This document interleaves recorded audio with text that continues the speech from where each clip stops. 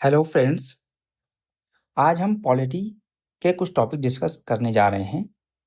आज का जो हमारा टॉपिक है वो है कि संविधान क्या है और हम इसके बाद डिस्कस करेंगे संविधान के क्या-क्या प्रकार होते हैं। तो शुरू करते हैं कि संविधान क्या है। आपको 3 बातें याद रखनी है। पहली, संविधान राज्य में सरकार की संरचना को निर्धारित करता है। स्पष्ट रूप से बताता है सरकार की संरचना किस प्रकार है।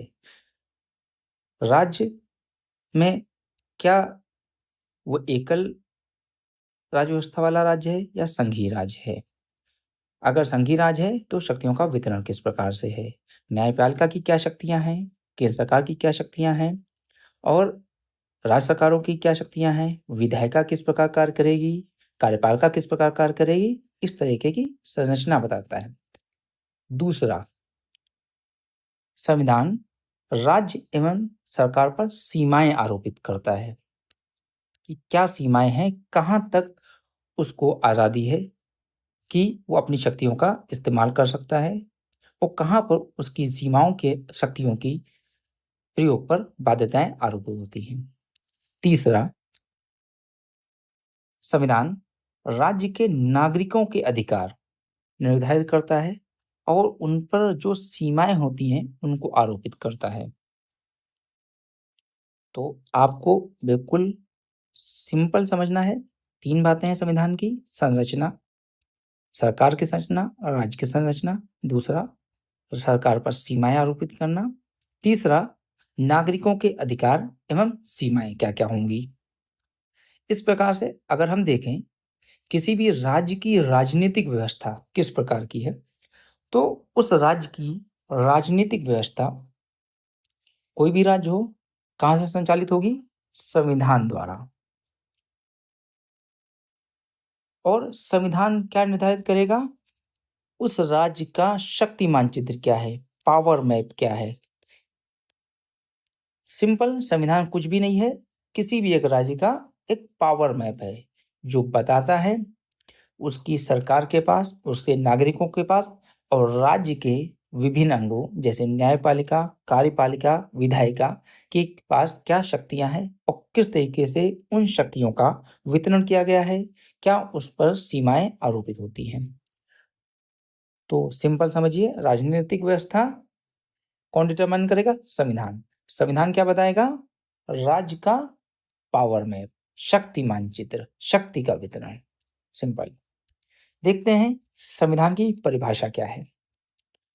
संविधान आप जैसा कि परिभाषा लिखी हुई है, सिद्धांतों, कानूनों एवं स्थापित दृष्टांतों, सिद्धांतों, कानूनों एवं स्थापित दृष्टांतों का क्या है? एक समूह है जो निर्धारित करता है देश का शासन कैसे संचालित किया जाएगा।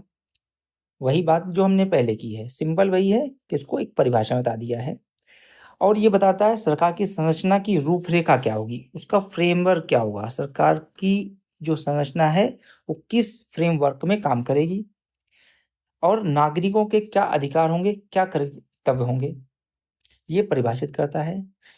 और संविधान साथ ही में क्या है? देश का सर्वोच्च कानून है।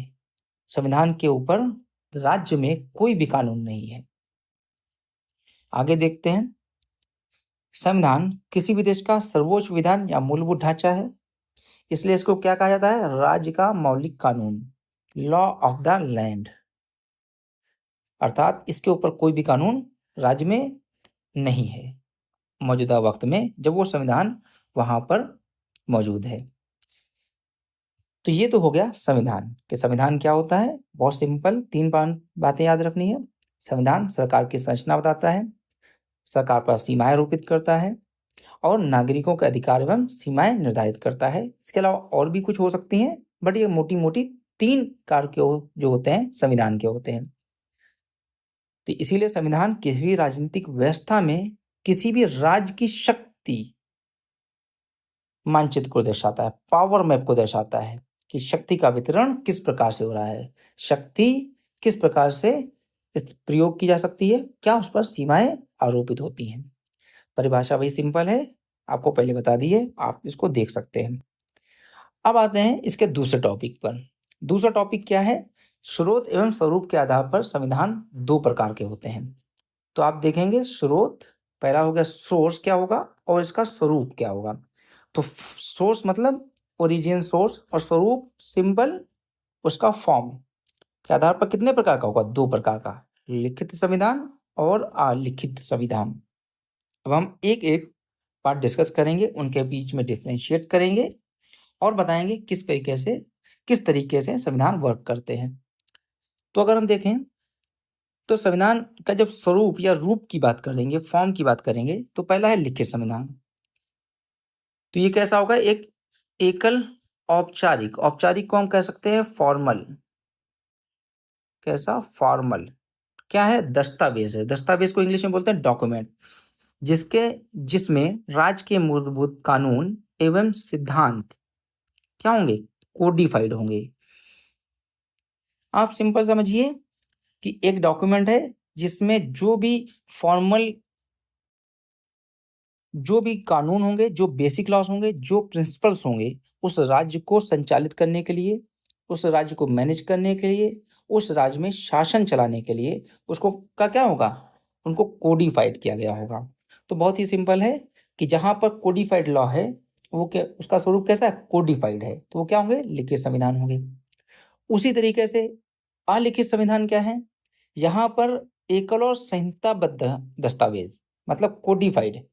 संहिताबद्ध क्या हो जाएगा? कोडिफाइड। कोडिफाइड दस्तावेज ना होकर के ये किसके ऊपर बेस्ड होंगे? कानूनों पर, रीति रिवाजों पर और परंपराओं पर। कानून मतलब स्टैट्यूट, रीति रिवाजों को बोलते हैं कस्टम्स, ट्रेडिशन, और परंपराओं कन्वेंशन पर होंगे। तो इन्हीं का क्या होगा? ये बहुत समय से चलते चले आ रहे होंगे। ये कानून बहुत पहले, जैसे मैग्ना कार्टा बना हुआ है, ठीक है, उसके बाद में और बहुत से कानून ब्रिटेन में बनाए गए। ठीक, उसी तरीके से वहाँ पे बहुत सी परंपराएं हैं। जैसे एक परंपरा है कि वहाँ की ब्रिटेन में जो स्पीकर होगा वो अपनी पॉलिटिकल पार्टी से रिजाइन देना होगा। तो ये क्या है? एक परंपरा है, कन्वेंशन है, इसको फॉलो करना पड़ता है। उसी तरीके से ब्रिटेन में जो प्राइम मिनिस्टर होगा वो हमेशा हाउस ऑफ कॉमन्स का सदस्य होगा, हाउस ऑफ लॉर्ड्स का नहीं होगा। ठीक है, परंपरा के ऊपर बेस्ड है, इसके पीछे कोई लीगलिटी नहीं है। तो ये क्या है? एक संचित फॉर्म है, डिफरेंट डिफरेंट मतलब अलग अलग समय में अलग अलग परंपराओं, कानूनों, रीति रिवाजों के का जो संचित रूप है वो क्या है? वो ब्रिटेन का कानून है, ब्रिटेन का संविधान है। और ये क्या है? नॉन कोडिफाइड है या अनकोडिफाइड है, इसीलिए इसको क्या कहते हैं? अलिखित संविधान। तो कोई कोडिफाइड लॉ ना होकर के एक स्कैटर डॉक्यूमेंट्स हैं। ठीक है, तो ये क्या है? Not codified at one document. तो आपको क्या दिखा देंगे? स्कैटर दिखाएंगे, डिफरेंट डिफरेंट जगह से डिफरेंट डिफरेंट कानून बने हुए हैं, और वही क्या है? कॉन्स्टिट्यूशन का पार्ट है। तो संचित रूप से जो विद द टाइम डेवलप हुए हैं वो किस तरह के कानून होंगे, किस तरह का संविधान होगा? अलिखित संविधान होगा। आपको ये सिंपल जो फॉर्म है उसमें डिफरेंस समझ में आ गया। रिटन कॉन्स्टिट्यूशन एकल औपचारिक दस्तावेज होगा जहाँ पे कानून और सिद्धांत, लॉज एंड प्रिंसिपल क्या होंगे? कोडिफाइड होंगे। वहीं अनरिटन या अलिखित संविधान में ये दस्तावेज संहिताबद्ध ना होकर के कानूनों, रीति रिवाजों, परंपराओं का संचित रूप होंगे।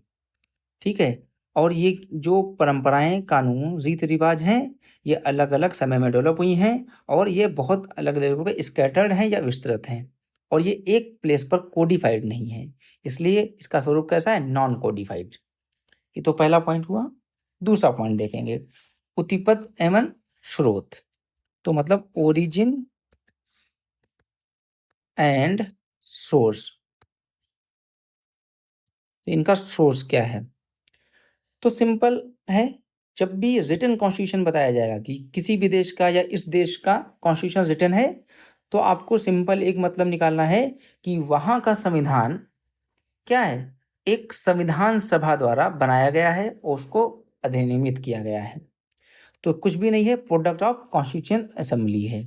सिंपल है, जैसे भारत में देखेंगे तो संविधान सभा का गठन हुआ कैबिनेट मिशन के बाद, उसके बाद में हमारी संविधान सभा ने भारत का संविधान बनाया जो 1950 में लागू हुआ। सेम चीज अमेरिका के अंदर देखेंगे, वहां पे कॉन्स्टिट्यूशन असेंबली क्या हुआ कि अमेरिकन रेवोल्यूशन के बाद में कुछ नेता मिलकर के बैठे और उन्होंने मिलकर के मीटिंग की, उसी पे कुछ कन्वेंशन पास हुए, अल्टीमेटली एक डॉक्यूमेंट फॉर्म में आया, उसको क्या बोला गया? American constitution. सिंपल। तो आप बहुत सिंपल टर्म में समझिए, संविधान सभा जिन देशों में गठित होगी और एक फॉर्मल दस्तावेज या औपचारिक दस्तावेज को अधिनियमित करेगी, वो संविधान कैसे होंगे? लिखित संविधान। अब देखते हैं अलिखित संविधान। अलिखित संविधान किसी भी फॉर्मल या औपचारिक समझौते या संविधान सभा द्वारा अधिनियमित ना होकर के क्या होंगे? वो समय के साथ विकसित हुए हैं, ऑर्गेनिक एवोल्यूशन है। तो ये संविधान कैसे होंगे? इवॉल्व संविधान होंगे ये, क्योंकि ये एक दिन, एक टाइम या किसी एक मोमेंट पे डेवलप होकर के नहीं बनाए गए, नहीं आए हैं प्रकाश में। ये क्या है? ऑलरेडी बहुत से कानून, रीति रिवाज, कन्वेंशन चले आ रहे हैं और समय के साथ में जैसी आवश्यकताएं, जैसी ज़रूरतें और जो बदलती हुई परिस्थितियां हुई हैं, उनको एडजस्ट करने के लिए जैसे जैसे लॉज और कस्टम में चेंज आए हैं, वो लॉज वही कस्टम क्या है, संचित रूप से संविधान का पार्ट बन गए। तो ये संविधान किस तरीके का है? एक इवॉल्व होता संविधान, इवोल्यूशनरी प्रोसेस में को फॉलो करता हुआ संविधान। ठीक है, तो ये क्या, जैविक रूप से विकसित, इसलिए किसको क्या बोलेंगे? Organic evolution. इसीलिए ये संविधान किस तरीके के हैं? इवोल्यूशन, इवॉल्व टाइप के। फर्क समझ में आ गया? लिखित संविधान क्या होंगे? एक पर्टिकुलर डे अधिनियमित होंगे, उनको बनाने के लिए एक स्रोत होगी, उनकी उत्पत्ति कहाँ से होगी? संविधान सभा से। वहीं पर अलिखित संविधान क्या होंगे? वो डिफरेंट डिफरेंट टाइम प्लेस में डिफरेंट डिफरेंट कंडीशन की वजह से जो नए नए कानून आए हैं और बदलती हुई परिस्थितियों को समाहित करने के लिए जो कानून बनाए गए हैं, उन सब का संचित स्वरूप जो आज हमको दिखाई देता है, वो क्या? अलिखित संविधान है। इसलिए अलिखित संविधान को क्या कहा जाता है? Evolve constitution. एंड इनका कैसा? ऑर्गेनिक इवोल्यूशन है, एक टाइम में ना होकर के समय के साथ ही ये इवॉल्व हुए हैं। अब चलते हैं तीसरे पार्ट पर, तीसरा पॉइंट जो बहुत ही महत्वपूर्ण है इन दोनों के बीच के विभेद को देखने के लिए। तो यहाँ पर नम और अनम की बात आती है, मतलब कोई संविधान कितना फ्लेक्सिबल है, कितना रिजिड है। तो इसका सिंपल सा मतलब है संशोधन। किसी भी संविधान में उसका संशोधन कितना करना कितना आसान है या कितना टफ है। अगर संशोधन आसान है, अगर संशोधन की प्रक्रिया आसान है, तो संविधान कैसा हो जाएगा? लचीला या नम।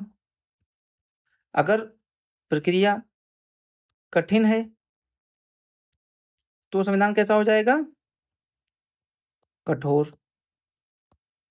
पहले हम समझते हैं कि जो ब्रिटेन का संविधान है उसको कहते हैं यूके का संविधान।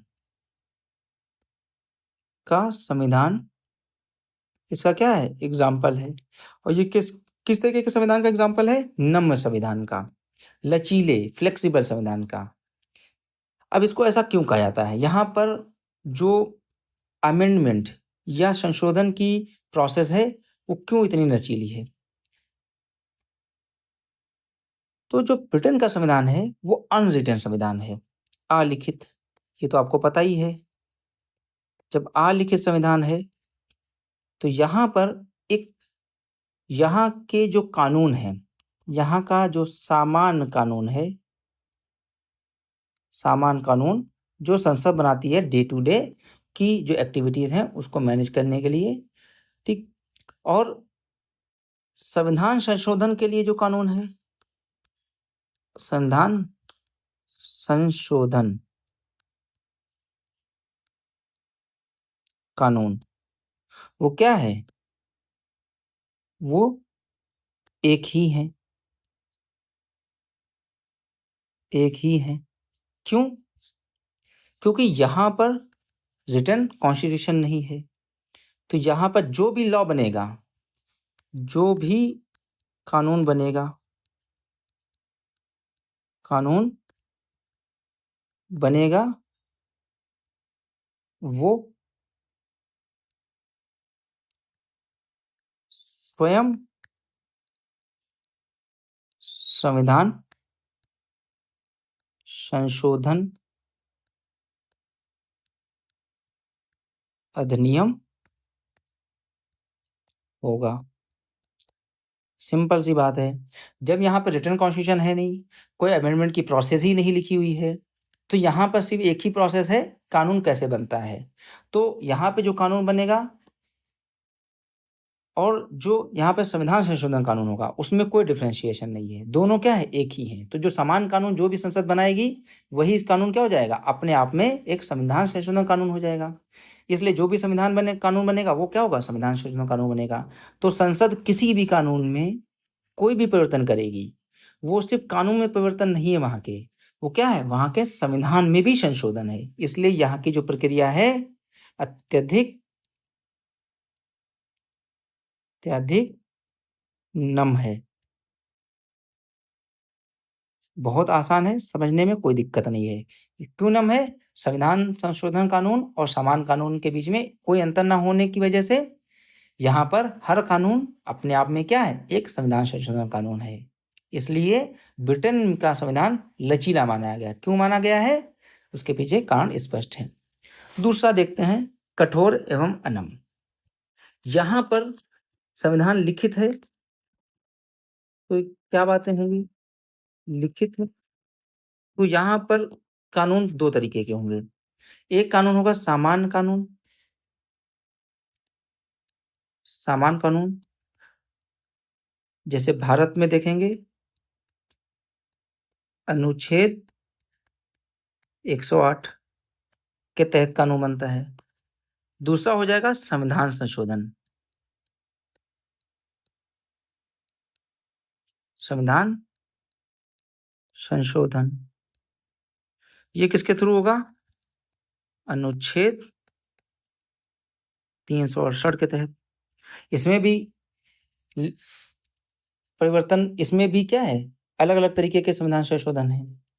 तो यहाँ पर कानून संविधान संशोधन और समान कानून को किसने बताया हुआ है, किस तरीके से कोई कानून बनेगा, हमारा संविधान स्पष्ट बताता है। जब हमारा संविधान इस पर बताएगा तो दोनों कानून बनाने की जो प्रक्रिया होगी वो भी अलग होगी। सामान्य कानून बनाने का तरीका अलग होगा, उसका बिल संसद में किस तरीके से लाया जाएगा और उसको पास किया जाएगा। लेकिन जब कोई संविधान संशोधन करना होगा, उसका बिल संसद में आएगा और यहाँ पर क्या है, मेजॉरिटी भी डिफरेंट हो जाएगी, 2/3 हो जाएगी, प्लस कुछ मुद्दों में 50% स्टेट का भी लग जाएगा। ठीक है, तो यहाँ पर क्या है, पहली बात तो आप ये समझिए कि यहाँ पर जो दोनों कानून हैं उसमें डिफरेंस है, उसमें क्या विभेद है। क्यों, क्योंकि समान कानून सिर्फ जनरल लॉज बनाएंगे, समान डे टू डे की जो अफेयर्स हैं उनको मैनेज करने के बनाएंगे। संविधान संशोधन करना है अगर लिखित संविधानों में, तो उसके लिए संविधान संशोधन कानून लाना पड़ेगा, पहली बात, या इसको कह सकते हैं बिल लाना पड़ेगा, संविधान संशोधन बिल लाना पड़ेगा। जब ये पास होगा, पहली चीज। दूसरा, सामान्य कानून जो ऐसे ब्रिटेन में थे या अलिखित संविधानों में होगा, सिर्फ क्या बहुमत से बन जाते हैं। बहुमत भी किसका, संसद में कितने सदस्य हैं। यहाँ पर क्या होगा, यहाँ पे मेजॉरिटी में भी डिफरेंस हो जाएगा, बहुमत में भी यहाँ पे 2/3 मेजॉरिटी प्लस 50% स्टेट का परमिशन भी रिक्वायर्ड होगी कुछ मामलों में। ये है भारत की, कहाँ भारत के मामले में। सेम चीज़ अगर हम यूएस में जाएंगे तो यूएस में कहानी और टफ हो जाती है। वहाँ पर सीधे सामान्य बिल नहीं ला सकते हैं, अगर वहाँ पर संविधान में संशोधन करना है तो क्या होगा, एक अंतर्राज्यीय बैठक करनी होगी, उसमें जाकर के पहले 2/3 मेजॉरिटी से दोनों संसद के सदस्य बिल पास करेंगे, उसके बाद में 2/3 स्टेट्स सहमति देंगे और अपने लेजिस्लेचर के थ्रू उसको पास कराएंगे, उसके बाद में संविधान संशोधन पास हो सकता है। और वहाँ पर क्या है, दो स्टेट और राज्य, फेडरल गवर्नमेंट और स्टेट गवर्नमेंट दोनों संविधान संशोधन की प्रक्रिया शुरू कर सकते हैं। तो यहाँ पर लिखित संविधान में जो प्रोसीजर है वो क्या है, बहुत कठोर है। क्यों कठोर है, क्योंकि यहाँ पे दोनों कानूनों के बीच में विभेद है, समान कानून अलग हैं, संशोधन कानून अलग हैं। दूसरा, दोनों की मेजॉरिटी की रिक्वायरमेंट भी अलग है। फिर तीसरी बात यहाँ पर यह भी आती है कि किस तरीके का संशोधन किया जा रहा है संविधान में। अगर हम भारतीय संदर्भ देखें, अगर संशोधन जैसे राज्यों के परिवर्तन करना है, उसमें किया जा रहा है, तो आर्टिकल 4 में उसका प्रोविज़न है, सिंपल मेजॉरिटी से हो जाएगा। अगर कुछ और प्रावधान है, फंडामेंटल राइट्स में ऐसा कुछ परिवर्तन करना है, उसके लिए क्या है कि सिर्फ़ 2/3 मेजॉरिटी लगेगी। और वहीं पर अगर संघीय मुद्दों में कुछ परिवर्तन करना है, तो 2/3 बहुमत प्लस 50% स्टेट की सहमति लगेगी। तो आप देखेंगे भारत में जो संशोधन की प्रक्रिया है, वो सिर्फ़ कुछ मामलों में फ्लेक्सिबल है, कहीं पर कठोरता है और कुछ जो संघीय मामलों से जुड़े मुद्दे हैं, बहुत ही कठोर प्रक्रिया आपको दिखाई देगी। इसलिए यहाँ पर जो आपको फ्लेक्सिबल और रिजिड मतलब नम और अनम का मतलब सिंपल है संशोधन। संविधान में संशोधन किस तरीके से किया जा सकता है। जहाँ पर सिंपल सामान्य लॉ होंगे और वही लॉ कॉन्स्टिट्यूशनल लॉ हो जाएंगे, वो अलिखित संविधान है, ठीक। और लिखित संविधानों में ये प्रक्रिया बहुत ही टफ है। क्यों? क्योंकि इन दोनों कानूनों के बीच में विभेद होता है, समान कानून के बीच में और संविधान संशोधन बिल के मध्य में। अब चलते हैं चौथे मुद्दे पर। चौथी बात जो है लिखित संविधान और अलिखित संविधान के बीच में जो फर्क डालती है, वो क्या है? सर्वोच्चता। अब एक ये मुद्दा आता है, क्या सर्वोच्च है?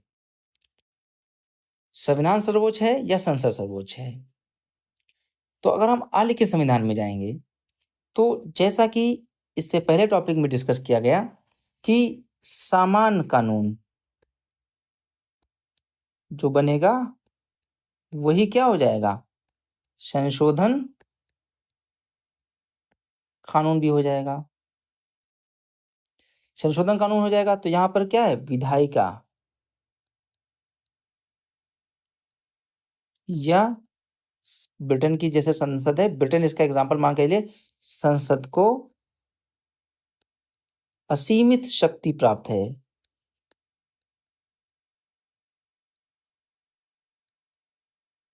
अब सीमित शक्ति प्राप्त है किसकी? संशोधन की।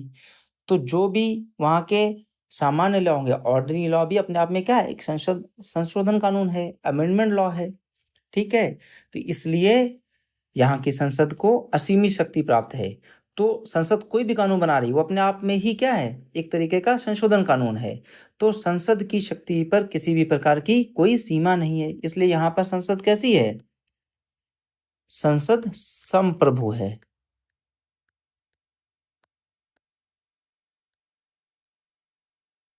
संप्रभु है। क्यों है? क्योंकि रिटर्न संविधान, लिखित संविधान नहीं है, इसलिए शक्ति पर कोई सीमा भी नहीं है, कोई सीमा नहीं है, अनलिमिटेड शक्ति है इनके पास में। इसलिए यहाँ के जो कोर्ट्स हैं, यहाँ की जो न्यायपालिका है, न्यायपालिका है, वो संसद के विधान को गैर संवैधानिक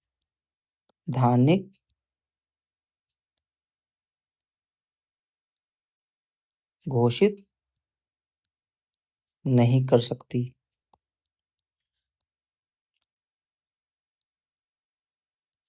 सिर्फ क्या कर सकती है? कार्यपालिका कार्यवाहियों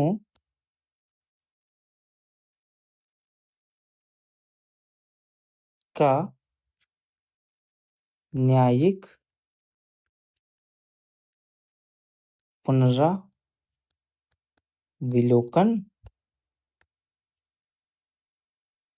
कर सकती है।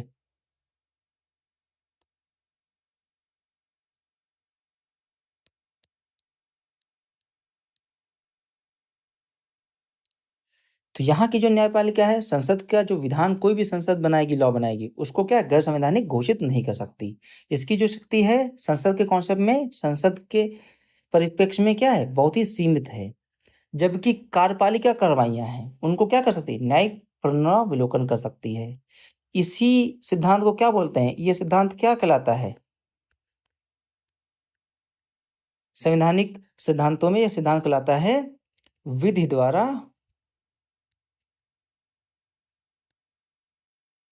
स्थापित प्रक्रिया, सिंपल इसको इंग्लिश में बोलते हैं प्रोसीजर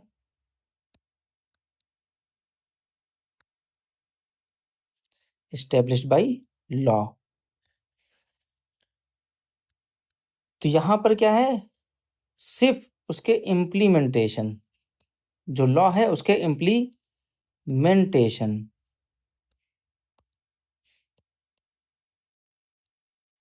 क्रियान्वयन को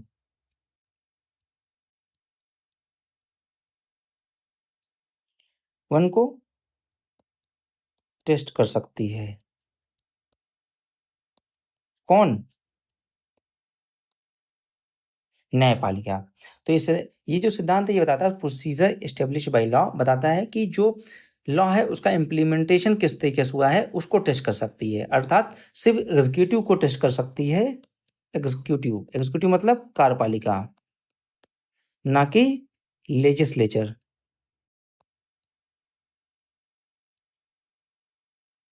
लेजिस्लेचर का जुडिशियल रिव्यू नहीं कर सकती। ठीक है। तो विधायिका यहाँ पर क्या है, संसद क्या हो गई, सर्वोच्च हो गई। क्यों सर्वोच्च हो गई? क्योंकि इसके पास असीमित शक्ति है। और क्यों सीमित शक्ति है? क्योंकि इसके ऊपर कोई, इसकी शक्ति के प्रयोग पर कोई सीमा नहीं है। क्यों नहीं है? क्योंकि यहाँ की न्यायपालिका संसद के किसी भी विधान को गैर संवैधानिक घोषित नहीं कर सकती, कि इस बात पर कि ये ब्रिटेन के या अलिखित संविधान वाले राज्य के संविधान के विरोध में है, क्योंकि वहां कोई संविधान लिखित है ही नहीं। जब कोई संविधान लिखित है ही नहीं तो कोई ऐसा प्रोविजन ही नहीं है जिसको संसद डिक्लेयर ना, घोषित ना कर सके या जिसको बदल ना सके। इसलिए संसद के ऊपर उसकी न्यायिक पुनर्विलोकन की शक्ति सीमित है। सिर्फ ये न्यायिक पुनर्विलोकन क्या कर सकती है, जो कार्यपालिका कार्रवाइयां होंगी उनका न्यायिक पुनर्विलोकन कर सकती है, कि कोई लॉ का इम्प्लीमेंटेशन ने प्रोसेस को फॉलो, प्रक्रिया को फॉलो किया या नहीं किया। जितनी सजा दी गई है क्या वो कानून के अनुसार है, उससे ज़्यादा तो नहीं दी गई है, या और भी बहुत सी चीज़ें हो सकती हैं, परंतु सिर्फ कार्यपालिका कार्रवाइयों को ही कार्रवाइयाँ ही न्यायिक रिव्यू, न्यायिक पुनर्विलोकन के दायरे में आती हैं। ये सिद्धांत संवैधानिक लॉ में क्या कहलाता है, कॉन्स्टिट्यूशनल लॉ में क्या कहलाता है, विधि द्वारा स्थापित प्रक्रिया, प्रोसीजर एस्टेब्लिश बाय लॉ। अब आते हैं संवैधानिक सर्वोच्चता। लिखित संविधान में, लिखित संविधान में कॉन्सेप्ट है संविधान सर्वोच्च है। क्यों संविधान सर्वोच्च है? क्योंकि संविधान लॉ ऑफ द लैंड है, लॉ ऑफ द लैंड है, उसके ऊपर कोई संविधान ही नहीं है और कॉन्स्टिट्यूशन असेंबली द्वारा माना गया है, तो इसलिए यहाँ पर संविधान सर्वोच्च है। जब यहाँ पर संविधान सर्वोच्च है तो यहाँ पर क्या जो प्रावधान है संविधान के, वो कैसे हैं, लिखित हैं। तो इन लिखित प्रावधानों में जो शक्ति है राज्य के अलग अलग अंगों की, विधायिका की,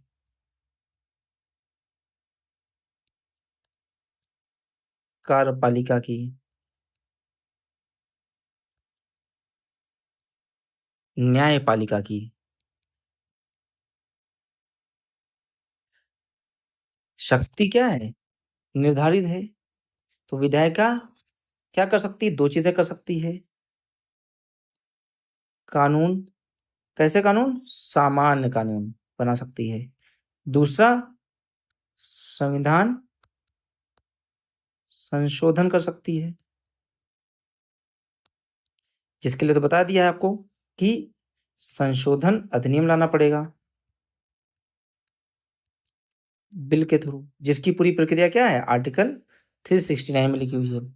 न्यायपालिका क्या कर सकती है? न्यायपालिका के पास में यहाँ पर विस्तृत न्यायिक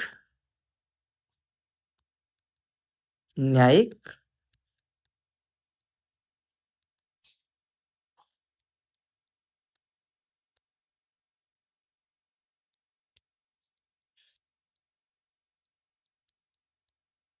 न्यायिक पुनर्विलोकन मतलब JR, जुडिशियल रिव्यू की शक्ति है। और ये क्या कर सकती है, जो न्यायिक पुनर्विलोकन की शक्ति है, तो यहाँ पर विधायिका सामान्य कानून बनाएगी, तो सामान्य कानून को जुडिशियल रिव्यू के थ्रू संसद क्या है, इस बेस पर भी रद्द कर सकती है कि वो संविधान के प्रावधानों के अनुसार नहीं है। अगर इस कानून को रद्द करना हो तो इस बेस पर भी रद्द कर सकती है कि ये कैसे हैं, संविधान के अनुसार नहीं है।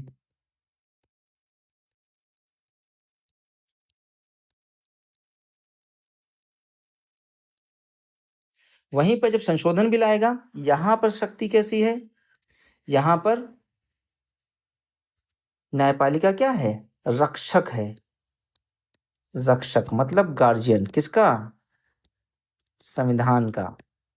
तो इसका काम क्या है, संविधान की रक्षा करना, संविधान के प्रावधानों को प्रोटेक्ट करना।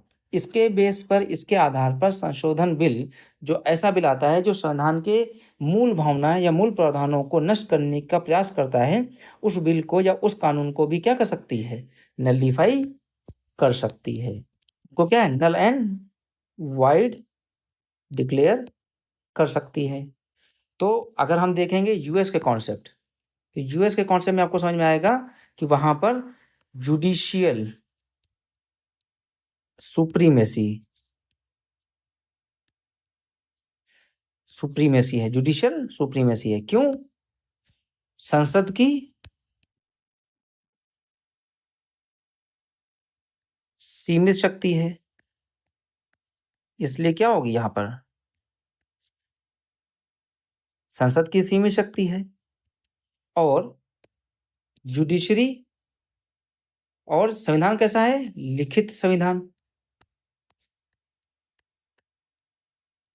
लिखित संविधान है। तो कौन सर्वोच्च होगा, संविधान सर्वोच्च होगा। लेकिन संविधान तो सर्वोच्च है, बट संविधान है क्या, प्रश्न ये है, संविधान है क्या, इसकी व्याख्या कौन करेगा, न्यायपालिका।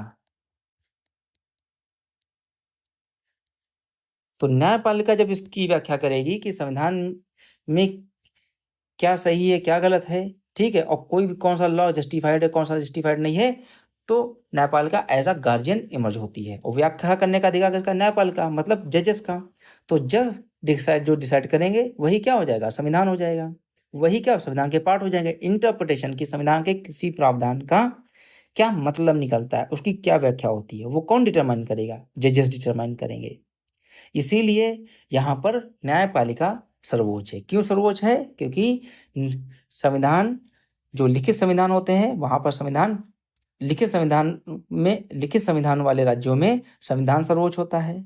संविधान को इंटरप्रेट करने की शक्ति किसके पास है, न्यायपालिका पालिका के पास में। जब न्यायपालिका इंटरप्रेट करेगी, तो न्यायपालिका के पास जब इंटरप्रिटेशन की शक्ति है, तो वो न्यायिक पुनरावलोकन कर सकती है। तो कोई भी कानून, कोई भी संविधान संशोधन संसद लाती है, उसका न्यायिक पुनरावलोकन होगा। और संविधान को की न्यायपालिका व्याख्या करेगी। जब व्याख्या करेगी, अगर उसके इंटरप्रिटेशन से वो जस्टिफाई हो जाएगा, संगत होगा, तो वो क्या, वो कानून बन जाएगा। अगर संगत नहीं होगा तो क्या होगा, न्यायपालिका उस कानून को, चाहे वो सामान्य कानून हो चाहे संशोधन कानून हो, उसको नल एंड वाइड डिक्लेयर कर देगी। तो यूएस के अंदर कैसी आपको जुडिशियल सुप्रीमेसी दिखाई देती है। अगर हम भारत के कॉन्सेप्ट में देखें, तो भारत में आपको पास दो चीजें दिखाई देंगी। पहली, due process of law, Menaka Gandhi case.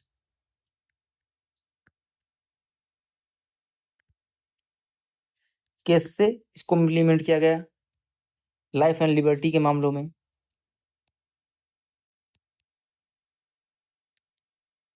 दूसरा है केशवानंद केस।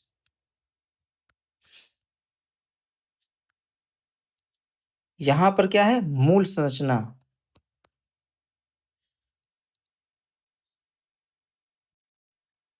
का सिद्धांत। मूल संरचना के सिद्धांत के आधार पर भारतीय न्यायपालिका या उच्चतम न्यायालय संसद के किसी भी संशोधन अधिनियम को क्या है, नल और वाइड डिक्लेयर कर सकती। इसका उदाहरण क्या है, एनजैक 2015। तो आपको समझ में आ रहा होगा कि जहां पर लिखित संविधान हो गए, वहां पर संसद सर्वोच्च नहीं होगी। वहां पर क्या सर्वोच्च होगा? संविधान सर्वोच्च होगा। जब संविधान सर्वोच्च है तो संविधान का इंटरप्रिटेशन कौन करेगा? न्यायपालिका करेगी। तो न्यायपालिका जो इंटरप्रेट करेगी वही संविधान है। ठीक है, इसलिए यहाँ पर क्या है, आपको न्यायपालिका की सर्वोच्चता दिखाई देती है, खास करके आप यूएसए में देखेंगे। तो सर्वोच्चता के मामले में अगर बात आएगी तो जहां पर लिखित संविधान होंगे वहां पर जुडिशियल सुप्रीमेसी, न्यायिक सर्वोच्चता का सिद्धांत लागू होता है। जहां पर अनरिटन अलिखित संविधान होंगे वहां पर संसदीय संप्रभुता या पार्लियामेंट्री सॉवरेनिटी का सिद्धांत लागू होता है। दोनों के बीच में डिफरेंस आप समझ सकते हैं। अब आते हैं अगले पॉइंट पे, स्पष्टता। ज्यादा कुछ नहीं है, सिंपल है, अधिक स्पष्ट होगा। क्यों स्पष्ट होगा? क्योंकि यहाँ पर स्पष्ट प्रावधान है। स्पष्ट प्रावधान है। भारत के संदर्भ में जाएंगे तो आप देखेंगे एक तो स्पष्ट प्रावधान है, दूसरा है कि सुप्रीम कोर्ट ने क्या बोला है, प्रस्तावना है, तीसरा क्या है, संविधान सभा की डिबेट्स हैं।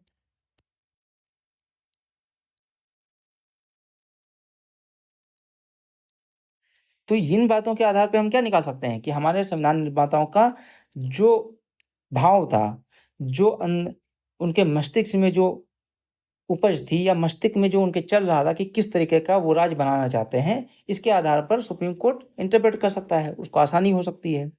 वहीं पर कम स्पष्टता है। क्यों? क्योंकि ये हजारों सालों से, सैकड़ों सालों से इतिहासों, परंपराओं और बहुत अलग अलग समय में बने लॉज के थ्रू ये संविधान चल रहा है। तो इसलिए यहाँ पे ये व्याख्या करना काफी मुश्किल आता है। और व्याख्या किस पे? इतिहास और परंपराओं के ऊपर बेस्ड होती है। तो इस समय किस तरीके के लोग हैं सत्ता में, किस तरीके की व्याख्या देते हैं, इसलिए यहाँ पर स्पष्टता की कमी दिखाई देती है। एक ये आप डिफरेंस याद रखें, इतना इंपॉर्टेंट नहीं लेकिन फिर भी समझने के लिए जरूरी है।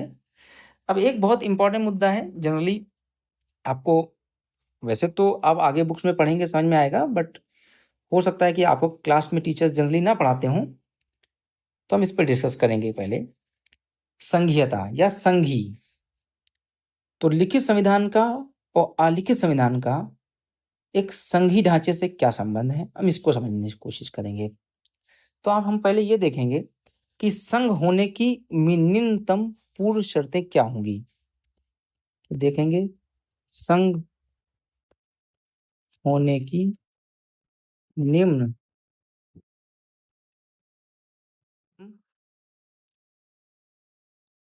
पूर्व शर्तें क्या होंगी। पहला, लिखित संविधान। ये तो पहला ही पॉइंट आ गया कि लिखित संविधान ही होना चाहिए। दूसरा, शक्तियों का,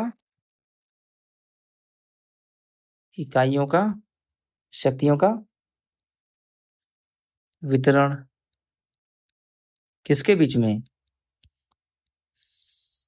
संघ की इकाइयों के बीच में।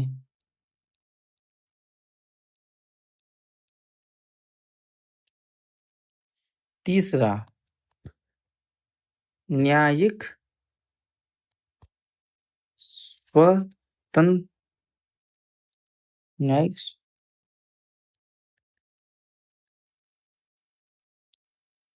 तंत्रता। ऐसा क्यों है?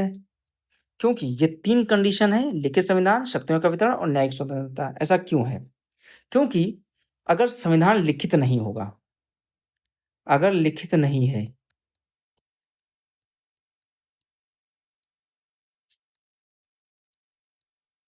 अगर लिखित नहीं है तो शक्तियों का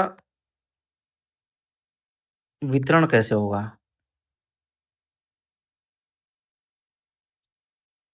पहला मुद्दा। इकाइयां क्या होंगी?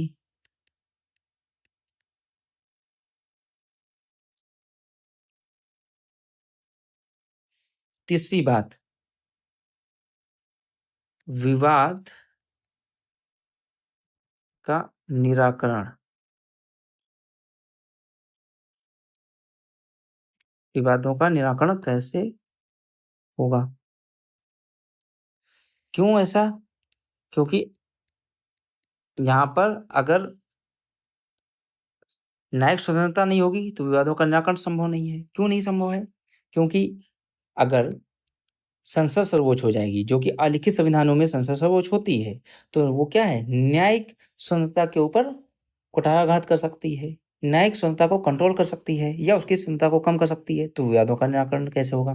तो लिखित संविधान अगर होगा तो वो बताएगा कि किस तरीके से संविधान में शक्तियों का वितरण है, केंद्र को क्या शक्तियां मिलेंगी, राज्यों को क्या शक्तियां मिलेंगी, कौन सी शक्तियां हैं जो दोनों के पास रहेंगी, फिर उनकी इकाइयाँ क्या होंगी, राज्य कैसे होंगे, संघ कैसा होगा, संघ के बाद में जैसे हमारे देश में यूनियन टेरिटरीज आती हैं, संघीय राज्य, वो किस तरीके से होंगे, तो इकाइयाँ क्या होंगी। तीसरा है विवादों का निराकरण करने के लिए क्या है, सुप्रीम कोर्ट है, ठीक है ना, उच्चतम न्यायालय। तो उच्चतम न्यायालय जो भी इस राज्य एवं संघ के बीच या राज्यों के बीच या दो से अधिक राज्यों और संघ के बीच में जो भी विवाद आएंगे उसका निराकरण कौन करेगा, न्यायपालिका। और न्यायपालिका तभी कर उच्चतम न्यायालय तभी कर सकता है जब उसको न्यायिक स्वतंत्रता प्राप्त होगी या न्यायालय स्वतंत्र हो गए। इसलिए संघीय संविधान होने की मिनिमम 3 शर्तें हैं।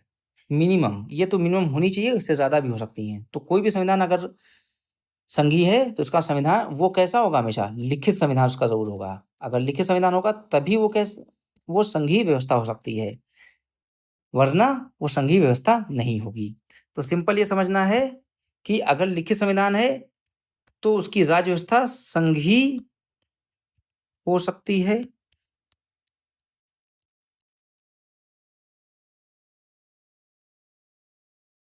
ठीक है। इ- परंतु एकल राज्य व्यवस्था में भी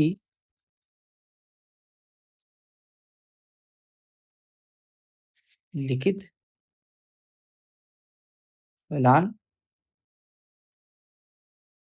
उपलब्ध हो सकते हैं। तो सिंपल सी बात यहाँ पे यही समझनी है आपको है कि संघीय हो सकता है, लिखित संविधान है तो वो राज्य व्यवस्था संघीय भी हो सकती है, साथ ही साथ उसकी राज्य व्यवस्था एकल भी किसी दूसरे जहाँ पर लिखित संविधान है वो संघीय भी हो सकता है या एकल भी हो सकता है। ऐसा नहीं है कि किसी भी संविधान, जहाँ का संविधान लिखित होगा वो सिर्फ संघीय होगा। संघीय होने के लिए संविधान का लिखित होना आवश्यक है, उसकी एक पूर्व शर्त है। परंतु लिखित संविधान है इसका मतलब ये नहीं है कि वो सिर्फ संघीय होगा, वो एकल भी हो सकता है, संघीय भी हो सकता है। मतलब दोनों में से कोई एक ही होगा, या तो संघीय होगा या तो एकल होगा। लेकिन ऐसी कोई लिमिट, कोई सीमा नहीं है कि वो संघीय ही होना चाहिए। लिखित संविधान है तो संघीय ही होना चाहिए, वो संघीय भी हो सकता है, एकल भी हो सकता है। परंतु जब हम आएंगे अलिखित संविधानों में, अलिखित में, तो ये हमेशा कैसा होगा, हमेशा एकल। एकल मतलब यूनिटरी, राज्य व्यवस्था ही होगी, संघीय नहीं हो सकता है। तो अलिखित संविधान होगा तो हमेशा कैसा होगा, एकल संविधान, वो कभी भी संघीय नहीं होगा। हाँ, परंतु लिखित संविधान संघीय भी हो सकता है या वो एकल भी हो सकता है। ऐसी कोई कंडीशन नहीं कि उसको संघीय होना चाहिए, दोनों भी हो सकते हैं। परंतु अलिखित संविधान में वो एकल संविधान भी हो सकता है, सॉरी वो एकल ही होगा, कभी संघीय नहीं हो सकता। तो ये हमारे संविधान के बारे में डिस्कशन था कि संविधान क्या होता है और संविधान के रूप क्या है, और उन रूपों के बीच में, संविधान के उन दोनों रूपों के बीच में परिवर्तन के बीच में विभेद विभेद क्या है। तो एक है रूप के फॉर्म में, दूसरा है उत्पत्ति के फॉर्म में जहाँ पे संविधान सभा का कॉन्सेप्ट आता है, तीसरा है नम्य अनम कठोर और नम या लचीला। तो यहाँ पर कॉन्सेप्ट आता है समान कानून, और मतलब ये संविधान संशोधन से संबंधित प्रक्रिया है। अगर संविधान संशोधन मुश्किल है या टफ है तो वो संविधान कैसे होंगे? कठोर हो जाएँगे। अगर संविधान संशोधन आसान है, वो संविधान कैसे होंगे? फ्लेक्सिबल हो जाएँगे, नम हो जाएँगे। ठीक है? चौथी बात की संविधान की सर्वोच्चता। ठीक? तो जहाँ पर संविधान की सर्वोच्चता होगी, वहाँ बाय डिफ़ॉल्ट सेटिंग क्या है? न्यायपालिका की सर्वोच्चता। और जहाँ पर अलिखित संविधान है, वहाँ पर क्या है? संसदीय सर्वोच्चता होगी। उसके अगले बात में बताया स्पष्टता, लिखित संविधान अधिक स्पष्ट होंगे, अलिखित संविधान कम स्पष्ट होंगे। संघीयता होने की हमने 3 शर्तें बताई, पूर्व शर्तें। इसलिए जितने भी संघीय संविधान होंगे, वो सब क्या होंगे? लिखित संविधान होंगे। जहाँ पर भी संघीय व्यवस्था का पालन हो रहा होगा, वो लिखित संविधान होंगे। जहाँ पर भी लिखित संविधान नहीं होंगे, वहाँ पर एकल व्यवस्था पालन हो रही होगी। इतना मैंने बताया। लेकिन लिखित संविधान संघीय और एकल दोनों प्रकार की व्यवस्थाओं में हो सकता है। ये मैंने आपको एक डिफरेंट बात बताई यहाँ पर, ताकि आप ये चीज़ में कभी कन्फ्यूज़ ना हो। तो रिटर्न होने का मतलब ये नहीं है कि वो संविधान सिर्फ़ संघीय होगा। वो एकल भी हो सकता है, संघीय भी हो सकता है। परंतु अलिखित है तो वो हमेशा एकल होगा, कभी संघीय नहीं हो सकता। तो आज का टॉपिक हम यहीं पर क्लोज़ करते हैं। उम्मीद है आपको ये कॉन्सेप्ट समझ में आया होगा, ये टॉपिक समझ में आएगा।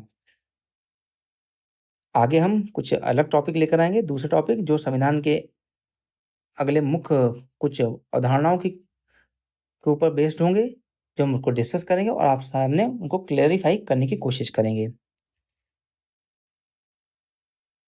आज के लिए बस इतना ही। Thank you.